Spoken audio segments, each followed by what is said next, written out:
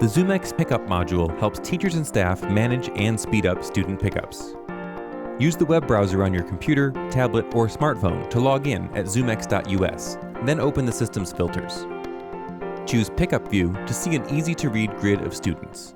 This view is sorted in order of how close a student's ride is, and carpooling students are grouped together once a ride is on the way. The Pickup View also gives you checkboxes to check students in or out of after-school programs, fields to enter family PIN codes, and shows students' grade level, carpool groupings, and a real-time pickup arrival time for any parents who use the ZoomX mobile app. The view is color-coded. Purple means there's a recent update to their dismissal instructions. Green means a ride is on the way. Yellow is for rides that are nearly at the school, meaning staff need to get the students ready to go, and red represents rides who've arrived and are waiting. Once a student has been picked up, their name will be highlighted in blue. Like all other views, be sure to refresh this view after you open it so you know you have the latest updates.